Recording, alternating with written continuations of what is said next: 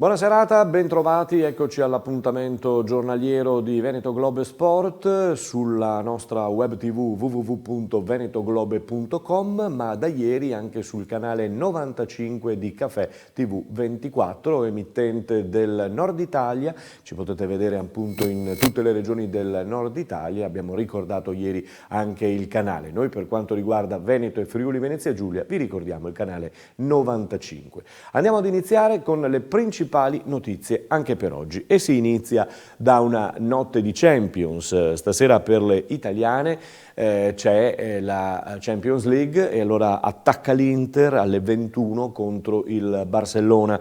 Lo stadio strapieno, San Siro, e record di incasso. Gioca Nainggolan nell'Inter e invece parte dalla panchina Messi per il Barcellona, almeno queste le ultimissime.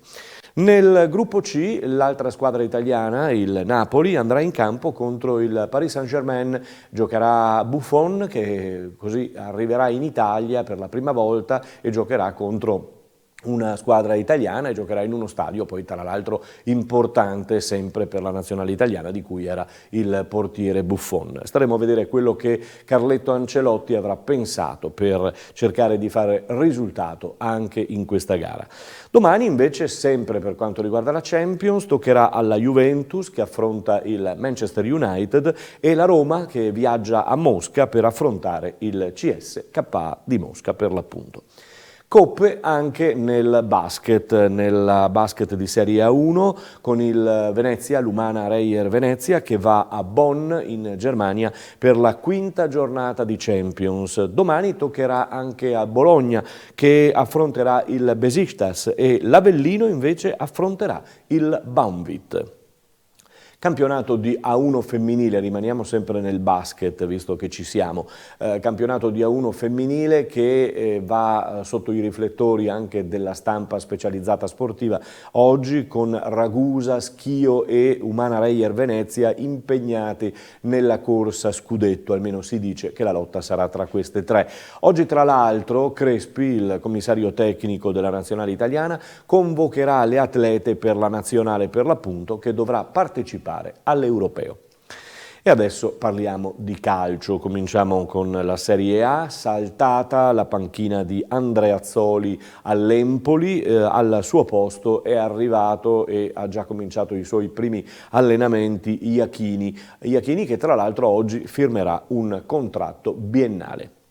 Lasciamo la Serie A e passiamo alla Serie B, dove ieri sera c'è stata la vittoria del Pescara del trevigiano Pillon per 4-2 contro il Lecce. Pillon e i suoi salgono così nuovamente al primo posto in classifica davanti al Palermo di un punto. La Verona si colloca per il momento al terzo posto. Rischia invece Bisoli a Padova, il tecnico padovano rischia perché la situazione non è delle migliori, mentre di tutt'altro aspetto la situazione di Zenga al Venezia, Zenga che ha conquistato Tacopina, ha conquistato la città di Venezia dove si trova benissimo, ha dichiarato, e naturalmente ha conquistato tutti i tifosi ed è un Venezia che grazie alla cura Zenga continua per il momento a vincere. Scendiamo in Serie C, nel girone B troviamo la Triestina che, lo ricordo, è stata una delle penalizzate della Lega Pro, una delle 11 penalizzate della Lega Pro. Per i giuliani via un punto dalla classifica e ieri sera turno infrasettimanale, diciamo così, o posticipo meglio dire, per la Triestina che ha affrontato la Giana vincendo per 3-1 al Nereo Rocco. E adesso la Serie D con il girone C, nona giornata, domenica ci sarà un derby molto importante e bello, soprattutto per Checco Feltrin e per il Montebelluna, perché San Donà Montebelluna insomma ricorda bei tempi andati e vedremo cosa nascerà da questa partita. C'è bisogno di punti naturalmente, soprattutto per il Montebelluna. Dalla Serie D il passo è breve, eccellenza, ieri abbiamo fatto un giro riguardando la gara Eclisse Careni Pievigina Martellago, che potete trovare in modalità on demand sulla nostra web tv www.venetoglobe.com, la potete rivedere in qualsiasi momento. Andiamo a sentire Stefano Della Bella, il tecnico dell'Eclisse Careni Pievigina, dopo questo 3-0 rifilato al Real Martellago. 3-0, ma quello che è importante è che si allunga la striscia positiva. Sì, volevamo continuità, non avevamo fatto solo 20 minuti a San Polo bene e dopo abbiamo perso. A Vittorio abbiamo fatto una buona partita tosta e oggi siamo partiti col piglio giusto, abbiamo anche macinato gioco, direi, perché li abbiamo messi in difficoltà. Abbiamo fatto gol, abbiamo ribadito col secondo, una buona partita, direi. Sì, l'hai detto, abbiamo macinato gioco, in effetti si sono viste delle belle cose con di nuovo Zanetti in grado di verticalizzare bene, la coppia centrale oggi De Zotti-Ianco molto bene. No, avevo chiesto di dialogare di più tra i tre davanti, perché non possiamo sempre andare a accorciare con tutta la squadra, perché abbiamo fatto anche tre partite in una settimana. Sono stati bravi, eravamo anche corti e dunque abbiamo fatto bene, soprattutto logico, certi inserimenti sono stati corti e abbiamo fatto bene, insomma. Un 3-0 che, come dicevi, dà fiducia, dà morale, anche perché questo campionato insomma sembrava già ammazzato, con poi il Lia Piave l'ha riaperto parzialmente, insomma siete lì. Ma siamo lì, siamo dove dobbiamo essere, fuori dalle zone calde, che è quello che ci preoccupa, e dunque dobbiamo cercare di starne fuori il più possibile. E ci dà questi risultati, queste partite ci danno fiducia per il proseguo. Logico che il livello e la concentrazione deve essere questa, o anche migliorare qualcosa di più anche in certi frangenti che magari ci mettiamo in difficoltà da soli.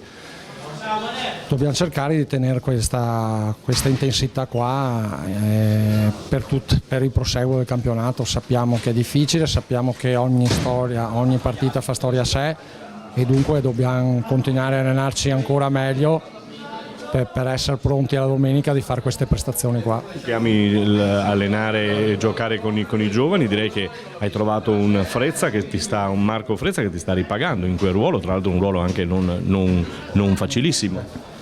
Certamente, riesce a fare le cose semplici come chiedo di fargli, e dunque di fargli fare, e dunque sta rispondendo sempre bene. Logico che anche lui deve essere capace di trovare la continuità che hanno i più esperti, però per adesso mi sta dando soddisfazioni. A domenica allora. Certo. Questo è il campionato di eccellenza. A domenica ho detto giusto, perché saremo a San Polo di Piave per scoprire il Lia Piave di Mauro Tossani. Un Mauro Tossani che aveva avuto l'occasione di avvicinarsi ulteriormente alla Luparense dopo averla battuta in casa 15 giorni fa. Invece è incappato in una sconfitta con il Giorgione, che ha complicato un po' la storia e la vita alla compagine di Tossani.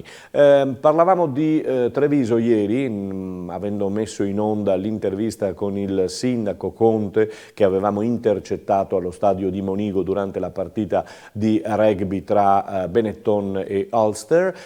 Ci aveva detto di questa situazione di nuovo cambio gestione in casa Treviso Calcio, ci aveva anche detto che non era molto contento e non era molto tranquillo, e allora intanto ieri sera da casa Treviso è arrivata la comunicazione che il tecnico Pasa è stato sostituito da Renzo Rocchi, per Rocchi un ritorno a Treviso. Pasa ha concluso la sua avventura in sole 4 partite, collezionando 3 sconfitte e un successo, ma possiamo dire che la colpa certamente di queste sconfitte non era e non è stata di Pasa. Il gruppo è quello che è, assorbito, assortito male, se vogliamo, forse dando più importanza a giocatori che forse non dovevano averla. Staremo a vedere adesso come nascerà il nuovo Treviso, che ancora latita e ancora di cui ancora non si sa granché.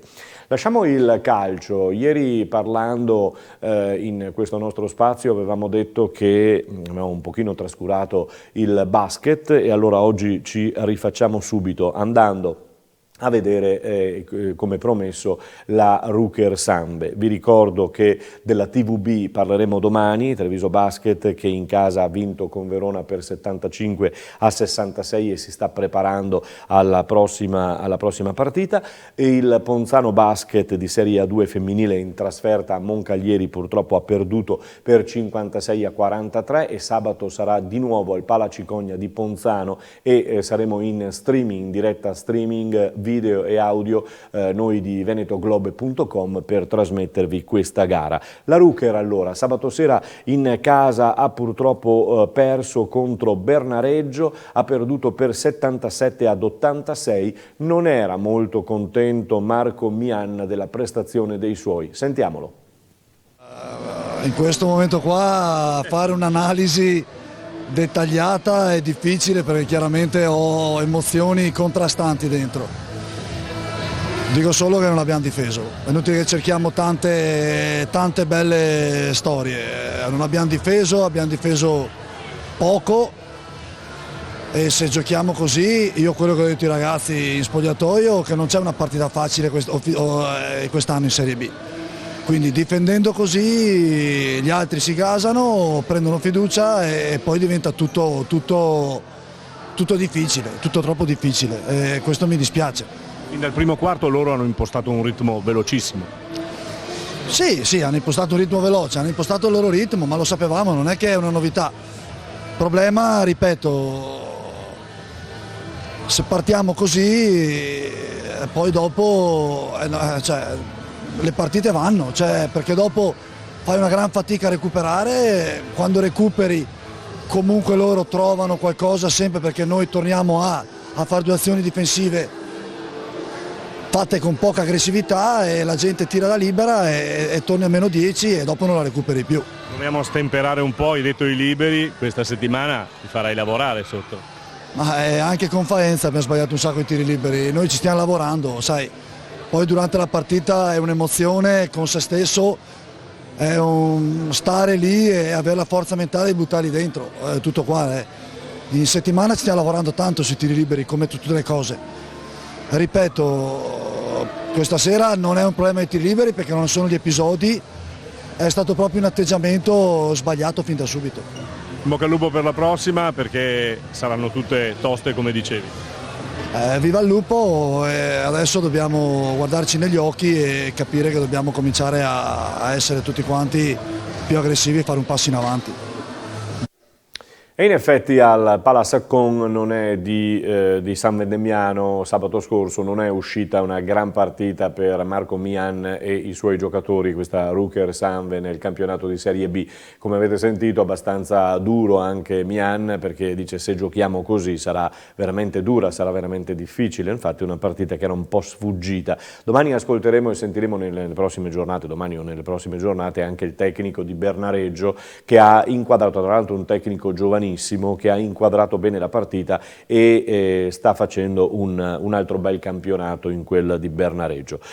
Diamo un'occhiata anche alla Serie B femminile dove la NPT Treviso è andata a Riva del Garda contro Rivana in turno esterno domenica e ha perso però purtroppo per 76-54. Anche per l'NPT Treviso la situazione deve avere una svolta perché altrimenti si complicherà ulteriormente il campionato.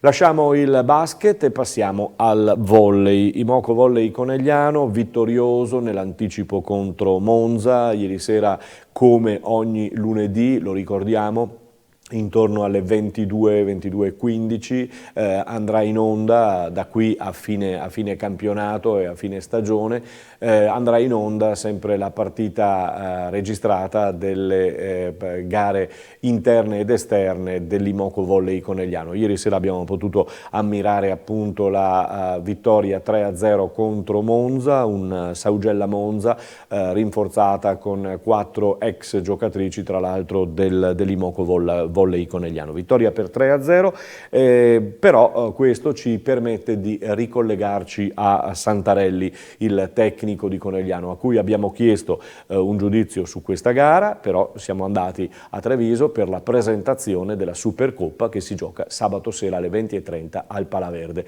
Di tutto ciò ne parliamo con lui. Partiamo dalla Supercoppa, ancora Imoco e vi trovate Novara, che tutti dicono saranno le due squadre che lotteranno su molti fronti.